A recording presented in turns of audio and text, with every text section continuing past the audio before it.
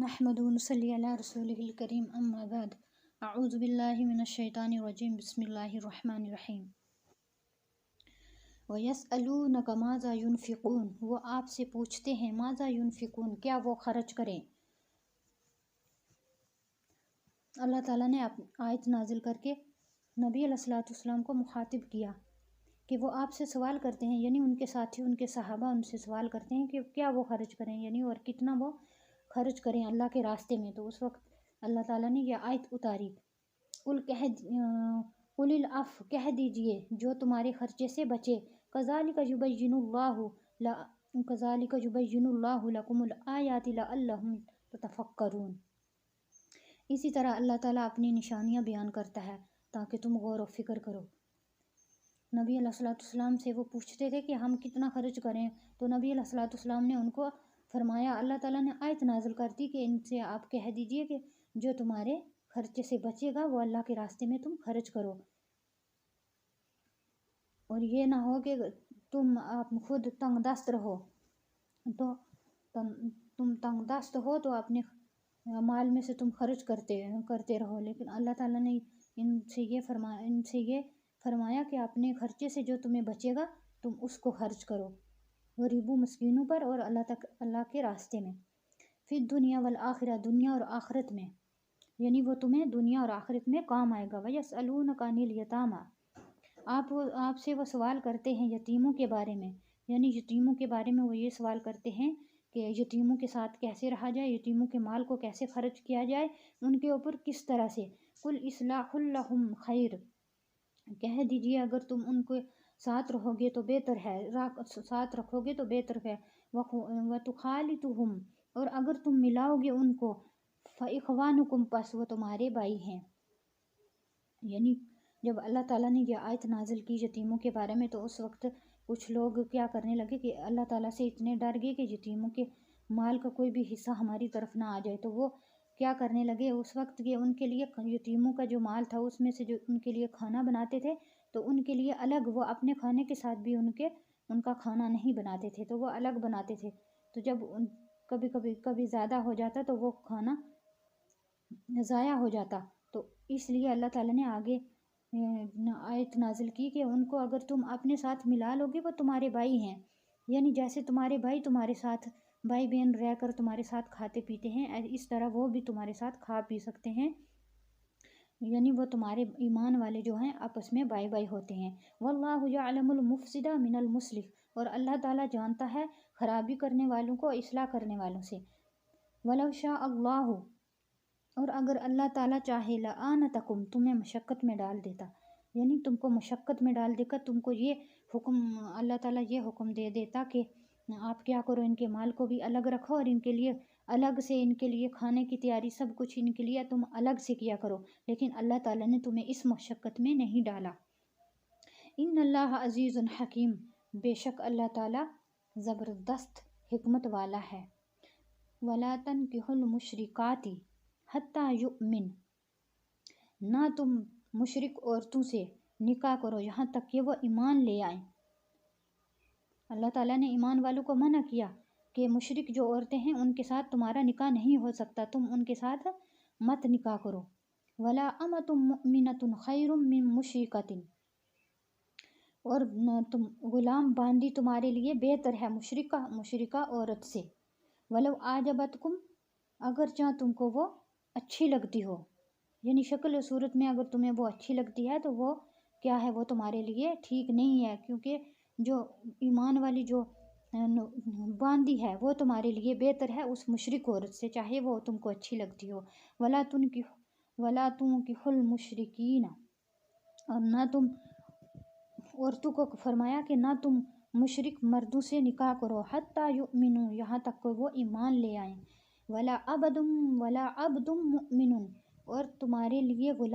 مسلمان غلام بہتر ہے، من خیر من مشرکن تمہارے لیے غلام مومن بہتر ہے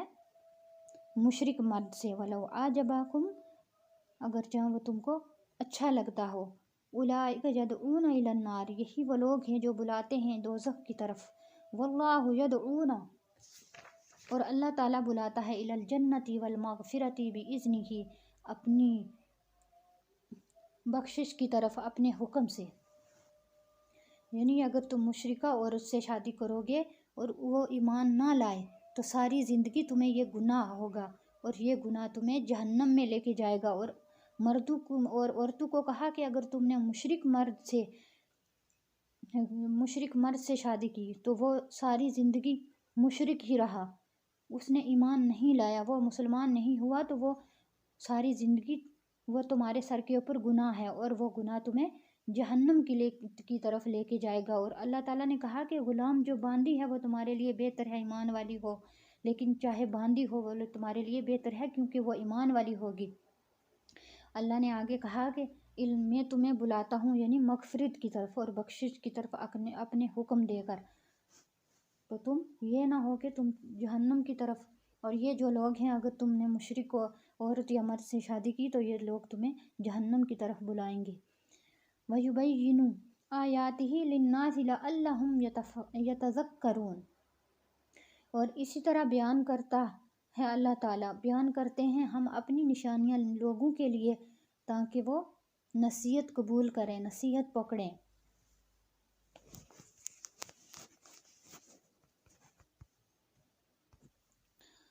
یسألونک عن المحیض، وہ سوال کرتے ہیں آپ سے حیض کے بارے میں۔ آگے پھر آیت نازل ہوئی، آپ کے ساتھی، آپ کے صحابہ، آپ کے ایمان والے جو آپ کے ساتھ تھے نبی علیہ الصلوۃ والسلام سے پوچھتے تھے، انہوں نے حیض کے بارے میں یعنی جس عورت کو حیض آتا ہو اس کے بارے میں سوال پوچھا۔ قل هو اذن، کہہ دیجئے نا، اللہ تعالیٰ نے آیت نازل کی کہ کہہ دیجئے کہ وہ گندگی ہے، یعنی وہ گندی چیز ہے۔ فاعتزلوا النساء فی المحیض، بس تم الگ رہو اپنی عورتوں سے فی المحیض حیض کے دنوں میں۔ ولا تقربوہن حتی یطہرن، اور نہ تم قریب جانا ان کے، یعنی اپنی عورتوں کے قریب مت جانا یہاں تک کہ وہ پاک ہو جائیں، یعنی حیض کے دنوں میں اپنی عورتوں کے ساتھ نہیں رہنا یہاں تک کہ وہ پاک ہو جائیں، جب تک کہ وہ پاک نہ ہو جائیں تب تک آپ ان کے ساتھ نہیں رہنا۔ فَإِذَا تَطَّهَّرْنَ فَأْتُوهُنَّ مِنْ حَيْثُ أَمَرَكُمُ اللَّهُ، پس جب وہ پاک ہو جائیں پس تم آؤ اس جگہ سے جس جگہ سے اللہ نے تم کو حکم دیا۔ ان اللہ یحب التوابین،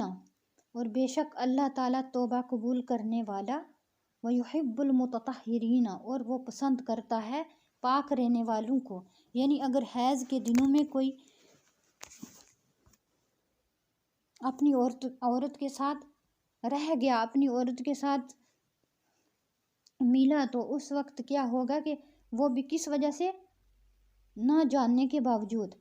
اگر وہ جان کر ایسا کرے گا تو اس کو گناہ ہوگا۔ اگر کوئی نہ جانتا ہو، کوئی کسی کو اتنا علم نہ ہو یعنی کہ یہ گندی چیز ہے، اس میں اپنی عورتوں کے ساتھ نہیں رہنا ہے، تو اللہ تعالیٰ کیا ہے جو نہ جانتا ہو تو اللہ تعالیٰ نے آگے فرمایا کہ میں بے شک اللہ تعالیٰ بخشنے والا ہوں،